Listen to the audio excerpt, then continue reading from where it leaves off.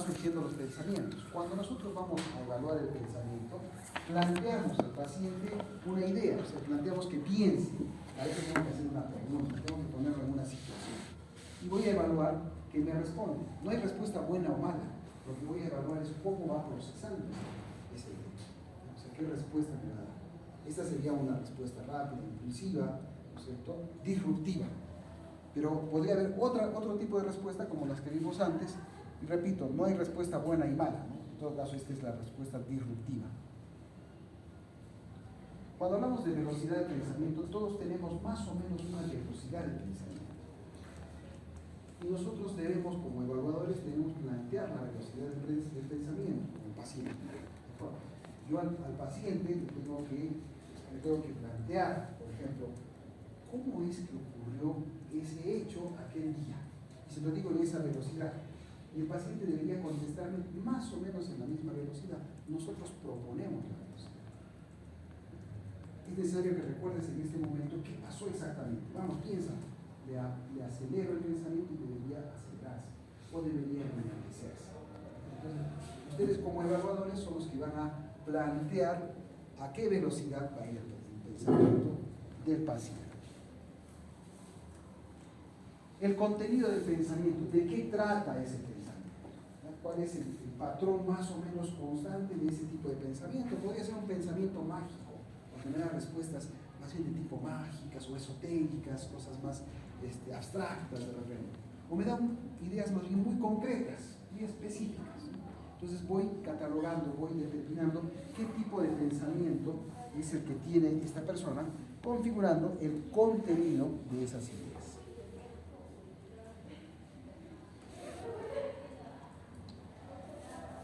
Es así que pueden haber ideas concretas, eso es lo normal, un pensamiento sensoperceptivo para estas ideas, por ejemplo, es lo que nosotros podemos plantear.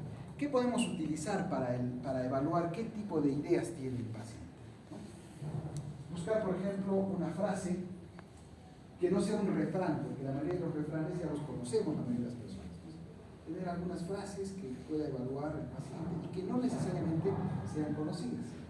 Por ejemplo, yo utilizo algunas frases. Una de ellas le digo, a ver, por favor, voy a decir una frase. Me va a tratar de interpretar lo que he querido decir con esta frase, o lo que me llama a pensar. Escúcheme atentamente. Las nubes más grises producen las gotas de agua más transparentes. Voy a repetir. Las nubes más grises producen las gotas de agua más transparentes. ¿Qué le llama a reflexionar, a pensar esta frase? Que al mismo tiempo de ser contradictorio, ¿no?, es lógico, podríamos decirlo, porque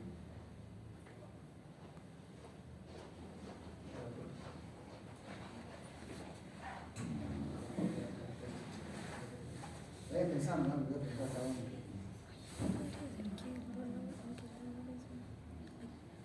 porque después de la tormenta viene la paz. Las nubes más gruesas producen las gotas de agua más transparentes. Los problemas que enfrentas cuantos más corrosión y sales de ellos, pues sales mucho más experiencias. Fíjense, sin embargo, otra respuesta que creo que está en un ejemplo ahí en una grabación de video. Una persona responde y dice, claro doctor, es así, porque luego de la evaporación del agua, el vapor se condensa tanto que produce ese color gris. En realidad no es gris, pero nos da la impresión de que es gris porque está bien condensado. Y obviamente cuando se produce la lluvia, o sea la descarga eléctrica entre dos nubes, va a discurrir agua en abundancia. En realidad no es más transparente, porque el agua de lluvia es igual de la nube gris o de la nube menos gris. ¿Qué diferencia hay entre lo que estoy planteando ahora yo, que lo dijo un paciente, a lo que dijeron sus compañeros? ¿Hay alguno que sea mejor o peor? ¿No? Por eso les digo, no hay una respuesta buena, nos sirve para evaluar. Lo que acabo de decir, un pensamiento más concreto, más sensoperceptivo, más lógico, concreto. Me está respondiendo un tecnicismo. Me están respondiendo más desde un punto de vista abstracto.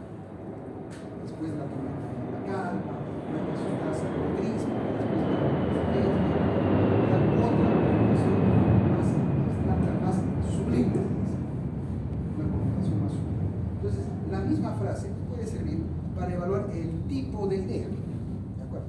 Una de ellas son las ideas concretas, pueden ser mágicas. Una persona me podría dar una interpretación mágica de esto, ¿no? Lo que pasa es que cuando las nubes están grises, doctor, es porque seguramente Dios está enojado, como en el diluvio universal, y nos hace recordar que podría volver la ira de Dios. Tenemos que tener mucho cuidado. Y es válido, no es que esté enfermo, está mal, sino que le está dándole una interpretación mágica a sus ideas, nada más. Pueden ya ser ideas simbólicas, ideas abstractas, como las que hemos escuchado, ideas intuitivas, creencias sobrevaloradas, etc. Todas estas son formas de pensamiento normales, absolutamente normales. O sea, todos de alguna manera, en algún momento tenemos la tendencia a usar cualquiera de estos tipos de pensamiento. Es cierto que tenemos una predilección. La mayoría de las veces pienso de manera concreta, la mayoría de las veces pienso de manera abstracta o sublime. Eso depende de cada uno, de la personalidad, del carácter, de muchos factores.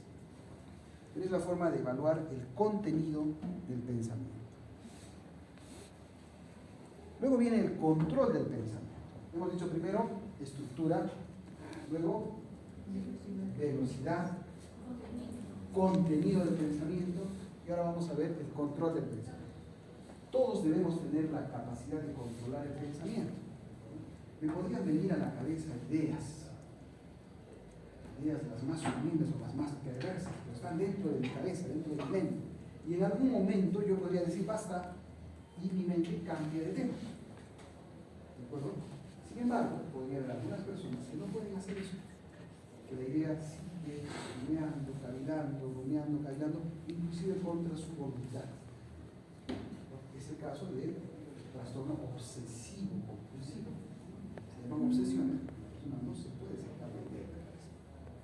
A eso se llama control del pensamiento. Todos tenemos que tener la capacidad de controlar el pensamiento.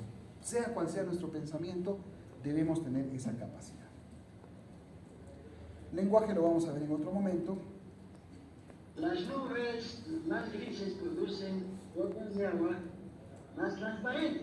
Bueno, es obvio, ¿no?, que las nubes, como producto de la condensación de las gotas más finas que se encuentran en las nubes, se producen las aguas, ¿no? Se produce, perdón, las lluvias, la precipitación.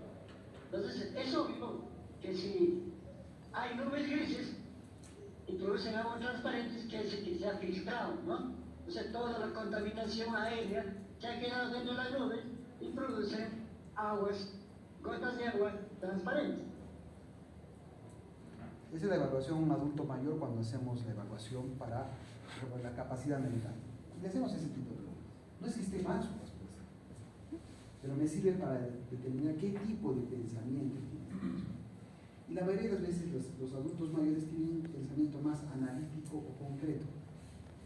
Los jóvenes como ustedes suelen tener un pensamiento más abstracto, sublime. Nada que ver, los jóvenes hablaron de que tenía que ver las lógicas, no sé quién dijo, de qué tampoco, pero era una cosa más abstracta, ¿verdad? Porque es propio de la edad, propio de la característica también. Son estudiantes, son académicos, entonces tienden a darle vueltas al asunto rápidamente y poder proceder. Sin embargo, ¿cómo llegaron a ese pensamiento? Tuvieron que hacer una estructuración del pensamiento, es decir, algo más o menos coherente. Lo que dice este señor también es coherente, tendrá algo cierto, algo técnico, no lo sé, pero es un pensamiento más analítico, está más analizando nuestra mente. ¿Cómo semiografiar el pensamiento? El pensamiento normal, entre comillas. ¿Por qué les digo semiografiar? Porque muchas veces ustedes como médicos generales les van a pedir una autoridad, por ejemplo, cuando estén en el CERUM, le digan, por favor, evalúe a esta persona para ver si lo tengo que mandar a medicina legal. Ustedes tienen que hacer la evaluación mental. A veces no sabemos qué poner cuando queremos decir que está pensando bien. ¿Qué debemos escribir? Cuando vemos que una persona tiene una buena estructura de pensamiento, adecuado control de la velocidad, etcétera, etcétera. Más o menos se debería poner así: adecuada secuencia en la estructura. estructura del pensamiento, estoy hablando de estructura. Velocidad concordante con la del concurrir del entorno. Quiere decir que yo planteo la velocidad, el paciente sigue la velocidad que yo estoy planteando. Eso quiere decir. Vivencia y juicio de realidad y de contenido variado o predominantemente concreto, abstracto, analítico, ¿de acuerdo? Al tipo, al contenido del pensamiento. Con capacidad de control de las ideas. Utiliza un lenguaje que puede ser hablado, gesticular, escrito, simbólico para transmitir sus ideas. Así más o menos deberíamos decir que el pensamiento está bien. ¿De acuerdo? Así deberíamos decir que el pensamiento de esta persona está bien.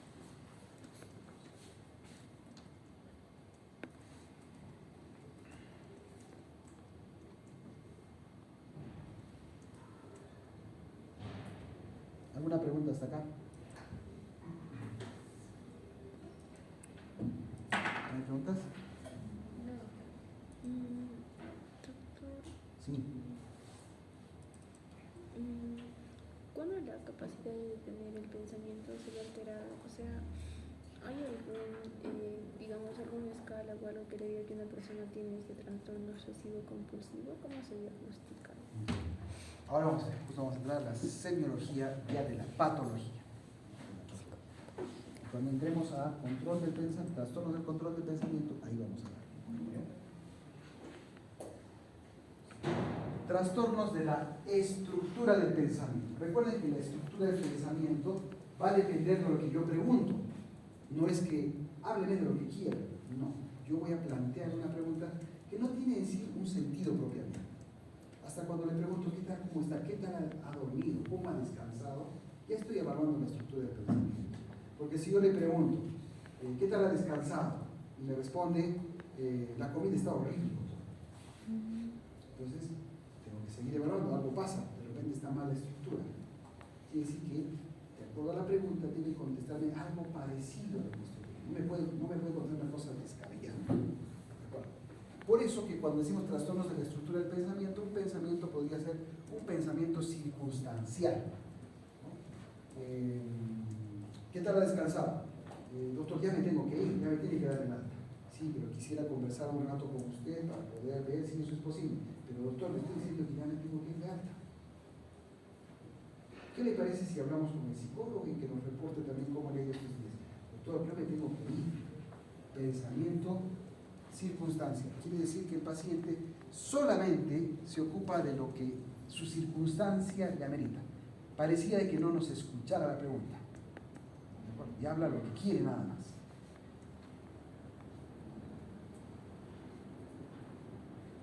Pensamiento tangencial.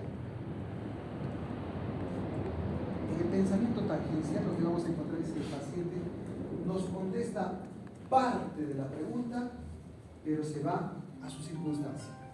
¿Ya? Pero luego fuga o se escapa a su circunstancia. ¿De acuerdo?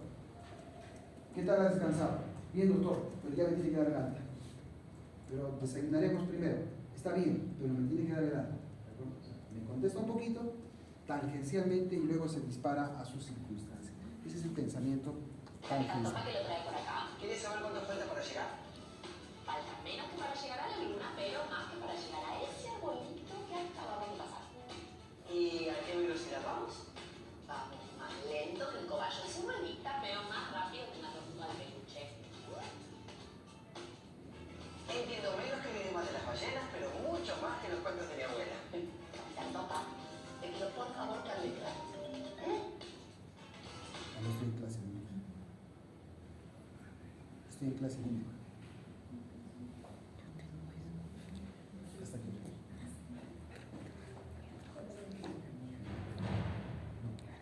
Siete.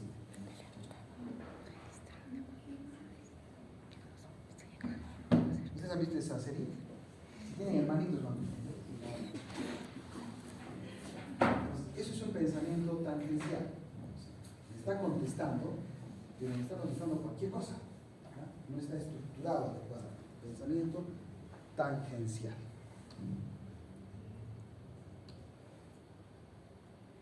Pensamiento escamoteador.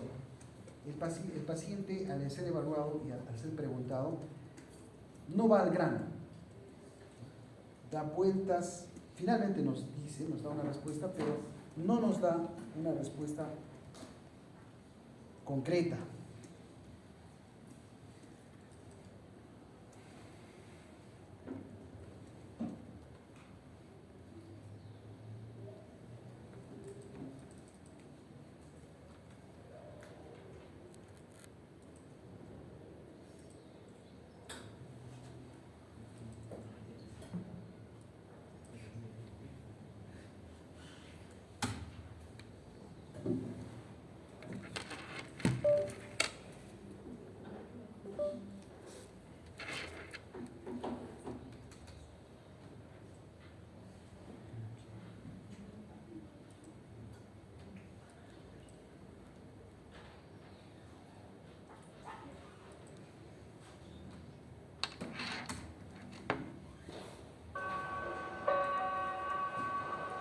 El fiscal tiene la palabra.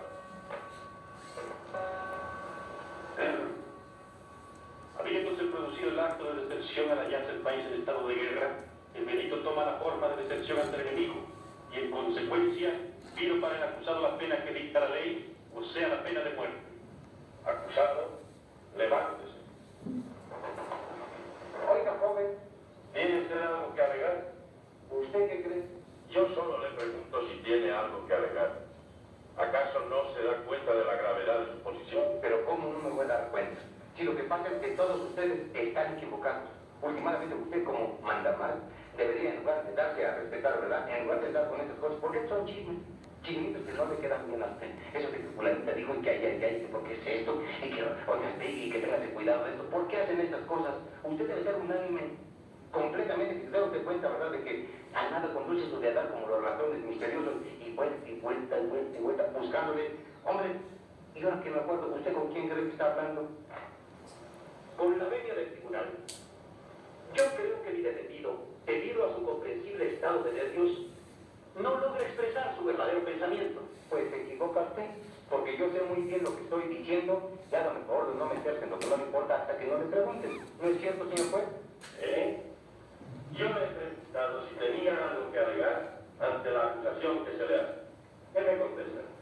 Y yo le pregunté que si sabe con quién tiene el gusto de estar hablando. Sí, con el desertor Juan Pérez. Juan Pérez. Ahí está la equivocación. Juan. Que aquí no existe ningún Juan Pérez.